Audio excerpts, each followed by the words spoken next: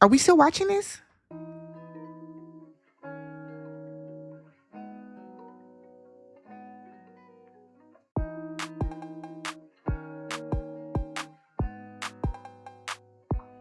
What's good, everybody? Welcome and welcome back to the channel. I'm Tammy. This is Tammy Talks. We are here. We are here to talk Ready to Love. Season 10, episode 7 meets the Exes. We are here to talk Ready to Love. Why are we still in the midst of this season? Ridiculous own. If you guys are brand new to the channel or a returning viewer from, a couple months ago when the show first aired, do me a favor, hit that subscribe button, thumbs up the video, and then leave your comments down below. This is ridiculous own. I didn't remember anybody's names. I halfway remember what was going on the season. Oh my God. So forgive me if I get stuff wrong. I don't remember who I liked, who I didn't like, why I didn't like them. Like, oh my God. So the episode picks up where the last one left off, where we were at the 2 elimination dates, okay? So Fritz and Sahara. Fritz is sent home. Good. Good. So the conversation, it was funny the way that Sahara did it. Because remember, Fritz was trying to act as if he was not like, talking bad about her during the men's lounge, whatever the case. And she sends him home. Good riddance. Fritz has been on my last nerve, tap dancing with it, juggling it, all that type of stuff. He can go. So Fritz said that he should have quietly put her in his bottom instead of making a mockery about it. And that's true. That's true, because nobody had an issue with the fact that you did not like Sahara. The issue came in the way that you went about it. And a lot of the other men felt that you were doing too much and, word spread. So we get over to Rose and Eddie, and this was shocking because I didn't know that they were going to send home both of them, but Eddie got sent home as well. So remember, the ladies felt that Eddie was drinking too much and they felt that he was just there to party, and he got sent home. Eddie said, look, I didn't expect to be gone so soon. He said he thought that he would make it to the end. Well, you thought wrong. You thought wrong, okay? So we get over to the men's lounge. Tommy is letting the men know that it's getting kind of light in here. We're getting down to the end. So he lets the guys know that they are going to be meeting the ladies' exes. And I have always felt that this was the dumbest exercise that Ready to Love does. The family members, the friends, I get that. I've always felt that having them meet their projected, who they're interested in, I've always felt that was just stupid. What is the point in that? Especially if it's somebody that's no longer in your life. You know what I mean? If that person I've never liked it. And this one was very unsuccessful because half the ladies didn't bother to bring any exes. So we start off with Angie and Husieen. So she brings her son's father, but does not introduce him as her son's father, which was very strange. So Husieen was like, okay, so how often do y'all talk? And was it Jules? I think his name was. That baby daddy was like, oh, just during drop offs and pickups. I was with Hussein. Oh, this is the father. Okay, okay.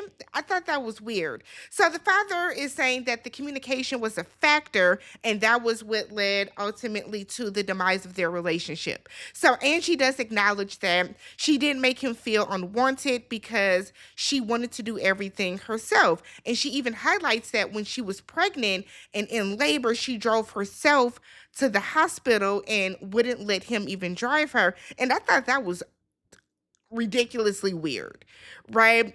So I don't know if it was a matter of the father not stepping up in the way that he should have at different checkpoints throughout the relationship or something of the matter, but it's interesting.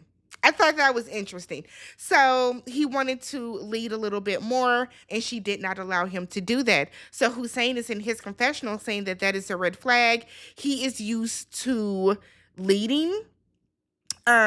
He's used to leading, and if she's not going to allow him to lead, it's not going to work between the two of them. We then go to Kiara and Jay, and this shit here was crazy, okay? So we have Kiara's ex. This is Jules. Okay, this is Jules. We get to this ex, and this is a guy that she went out on a date with once. So initially, I was like, why would you bring him if y'all tried to date once, it didn't work, and now y'all are just friends? So Jay is in his confessional saying that, he's thoroughbred, and, she just ain't been with a real thoroughbred like him. I said, oh. Okay. So Jewel said, look, I had a crush, or that Kiara had a crush on him when she was little. Now, they have a 9-year age difference, okay? So let's put it into perspective. When she was 9, he was 18 years old. She had a crush on an 18-year-old. Okay. No, standard, okay? People have crushes. The issue then came in when he said that he waited until she was of age, but he kept his eye on her. What in the How to Catch a Predator is this? So you've been watching this girl since she was a child, and you were a grown ass man, but you kept your eye on her, and when she got of age, then you went for it? What? So Jules then said, back then when she was a humble servant, and Jay and Kiara was like, humble servant, because he was saying that Jules was saying that Kiara is bougie now, and she got the Chanel purses and the weave and all that type of stuff, and I'm like, what? What is happening? I was so disgusted by this entire thing. So he said that her values faded away and now she's bougie. So he then tells Jay that when you have a crush on someone, it never goes away, and he still has feelings for her. Talking about she's changed. Yeah, she grew into a fucking adult. This was not a good look. Kiara or Jules. So Kiara's in her confessional saying that she always has to remind Jules that they are just friends. So why did you bring him then? If you know that this is a man, that has tried to cross that boundary with you several times, why would you bring him? Jay tells Jules that he needs to just accept the new Kiara, and Jules was like, no, I know the version that I know, and I fell in love with that version of her. So you fell in love with the 9-year-old. You fell in love with the child. Let's move on from this. So we then get Cisco and Shanice. She brings her ex, Augie. She said this is the only ex that is acceptable to bring because this is the only ex that would not try to fight Cisco. What? Augie and Shanice dated in college. Cisco was like, the chemistry is definitely there. So Cisco gives her some compliments on the little things that she does for him, the spiritual things like praying for him, checking up on him, whatever the case. And he's asking Augie, why did it break? Like, why did y'all break up? What was the breakdown of the relationship? And Augie is like, well, she was, really about her business. She was traveling and doing all these things, and I just wasn't ready to do that. And so basically I had to let her go. So no real issues, just y'all were in two different places at that time. So Cisco was like, yeah, I can definitely see that. She's a great girl, great personality, yada, yada, yada. He then goes on to say that she is one of his potentials. So Shanice is like, well, who else is a potential? He's talking to Tay. And I feel like you set this up to get yourself embarrassed, Shanice. I'm going to just be real. So Cisco was like, well, it's no secret that I'm locked in with Tay as well. So Shanice was like, oh, okay. Shanice gets offended by that, but you asked because you could have just left it as he has other potentials because you have other potentials too. You have had other potentials. So Augie was like, okay, well, how Tay look? And Shanice was like, she's cute. Cisco was like, nah, Tay is beautiful. So Shanice now feels away. She feels that Cisco was being like low-key disrespectful. And I'm like, I feel like the disrespect went both ways. Right? Shanice, you know what it is. Y'all are not dating exclusively. You tried to play around and he pulled your card for it. That's really what happened. So Cisco was in his confessional and he's like, I got to protect Tay and blah, blah, blah. He then goes on to say, I can also say who is Fritz because Fritz is her number one. It's a part of the process, and it is. Now, do I think that if Shanice wouldn't have questioned who are his other potentials. Would he have been going on about how Tay is beautiful and stuff? I don't think he would have. You brought that up though, Shanice. You started that. So we then see Sahara and Cam. Sahara does not have her exes. She said one of them that one she was that she would have brought has passed away, and that her other exes are in relationships, and she doesn't think that that would be okay to do, or they just wouldn't do it. So Sahara said that she has often been a ride or die, but she wants to be a ride or live, and she feels that her exes have treated her rough because they thought she could take it. I do think that that has made Sahara have this like rougher exterior that she puts out. But I also think that that rougher exterior that Sahara presents about herself is the reason that the men and that her exes are treating her rough. I'm not saying that it's an excuse. I'm not saying that it's okay, but I do think that that is part of the reason, because we can see how Sahara is being real rough and a certain way with just the guys on here, and the guys they're not feeling it. So I do think that it's a twofold kind of issue when it comes to Sahara with these exes. So Cam is saying he's wondering, if she doesn't have an ex that can show up for her, who does show up for her, when she needs somebody. So we get to Husieen and Rose. So Rose has her ex Kaylin, who is not the father of her child. She makes sure to stress that to us. So Cam shows up as well, and in his confessional, he's like, Rose comes across as too perfect, and he wants to dig up some dirt on her. And I thought that was a weird way to say it. I see what Cam is saying. He wants to find out the truth about her because Rose does present herself as a certain way. He wants to put that mask down. But for you to say, I want to dig up some dirt, it low-key sounds malicious. So Kayla's, or like you want to humble her, is what it sounds like. So Kayla said that he could not reciprocate all of the attention that she was giving him because he had 3 kids, and that is why. So Husieen is like, he's cool with the friendship as long as it stays a friendship. So they're asking Kaylin about Rose, and Kaylin is singing her praises. She's super caring. I don't have anything bad to say about her. Cam seems upset about that. But I guess it's almost like Cam wanted these exes to come and like bash the women for some reason. And I thought that was weird. So Rose said that she is looking for a spiritual partner. Remember, Cam is the same one that said that he is not religious, he doesn't go to church, that type of stuff.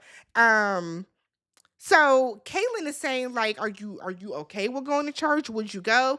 And Cam is like, I'm not saying that I wouldn't, but he kind of skirts around it. And Rose is like, I would be okay with that. That's not something that I would require of you. When if I recall 5 months ago when the damn show was on, I believe she did say that she wants a man that is spiritual, that is religious, and that is going to go to church with her. So I don't know. Husieen thought it was a bit of a red flag too, that all Kaylin could do was say just all overly positive things about her. So we get to Cisco, Khalil, and Tay. So Tay doesn't have an ex that was available to be there either. I think she's also the one, or maybe she was the one that said that her exes are all in relationships, but she didn't have an ex. And she said that the ex thing, or excuse me, I wrote in my notes, this is why the ex thing doesn't work. Why not just tell them to bring a close friend of the opposite sex? So the lady should have just brought one of their close male friends to do, like, this whole exercise never makes sense. Ever. So Tay said, well, you know what? I'm an open book. Y'all can ask me whatever y'all want to ask me, and I'll answer. So Tay said that she can be defensive, and if she feels like she's not being heard, she will start to pull away. So Khalil asks on a slow week, how often was her and her ex having sex? And she starts stuttering, and it's a little funny scene, but it's also like pointless because the ex isn't there. So Cisco feels like he was the third wheel on this date with her and Khalil. He said even her body language was more angled towards Khalil. I wouldn't say it was more angled, but I feel like she was trying to talk to both of them. It was the way they were sitting. But I mean, you were just smiling up in Shanice's face, Cisco. It's so interesting how when the dating the multiple people when somebody else has an issue, when it's about them, they're cool with it. But when they feel like it's an issue, then they just forget that it's a process. So we get to Angie and Cam. Angie is not letting Cam meet her ex. I thought that was so interesting and funny. I don't know why, but I was like, damn. So she tells Cam how her ex felt unappreciated by her for the little things that he was doing. Cam said in his confessional that if you are unappreciative of him, then he's done. He's not going to play around with that. Cam then said that his exes have told him in the past that he nitpicks, and we can see that. I feel like Cam nitpicks the ladies on this show. So I can only imagine how much you nitpick somebody on a day-to-day basis. So he said that he does not like arguing. Angie then said that she likes to argue so that they can have makeup sex. Cam does not like that every conversation turns back to sex, and he thinks that it's a red flag, on top of the fact that it's a red flag to him that he didn't get to meet an ex, okay? We get to Naeem, forgot he was on the show, and Deanna and Khalil. So Deanna does not bring an ex. She said that she is not on speaking terms with any of her exes. But if her exes were to say, kind of like, I don't know, I don't want to say a character flaw, but like an issue that she faces in relationships, it is that she is a runner. And she even told Khalil that if somebody does something that I don't really like, I don't address it. If they do it again and again, then she just kind of moves on from the relationship without so much as having a conversation with that person about what they could have been doing wrong. And I thought that was, what? Okay. So we get to the men's lounge. Jay talks about Kiara's ex and how he is 9 years older than her, and how he kept referring to her like he liked back when she was humble and meek. And Tommy said, yeah, you're used to her being 9 years old. That was weird. Don't bring that nigga back up on here. Cisco and Khalil talk about how Tay did not have an ex come. They also talk about how Deanna did not have an ex come. Cisco thinks that Shanice's last relationship was probably rocky, and that's why she brought a college ex. Husieen said that he met Angie's ex, the baby daddy, and Cam now feels the way about that. You can tell it's not that his feelings are hurt, it's that his ego was bruised, okay? So we know what we got to do. We got to get to these elimination dates. So Cisco takes out Shanice, and Shanice said coming into this, she didn't have a good feeling just in general, and Shanice is sent home. She says she's okay with that, and maybe she was meant to be there just to tell Cisco that he's a king, and that, to wish healing on him and his mom's relationship. And Cisco is getting emotional in front of her, but then in his confessional, he's like, yeah, I just knew that if I had to choose between Tay and Shanice today, that it would have been Tay. So why are you sitting up there with these crocodile tears in front of her? This is the man that lives in a room, right? Ain't got no car, don't have no room, just living off of vibes, I guess. So Cam and Angie, they're on their elimination date, and she says she knows that they had a men's lounge meeting, so she's a little nervous herself. So Cam lets her know that he was disappointed that he didn't get to meet her ex, but other people did, and Angie is, backpedaling because she knows that, oh shit, I don't know if she thought that he wouldn't find out, which would be weird, but ultimately Angie gets to stay. I just kind of feel like the fact that it took so long to come back, I feel like the show lost all its steam. Let me know what you guys thought about this. If you haven't already, subscribe to the channel, thumbs up the video, and I will catch you guys in the next one. Peace.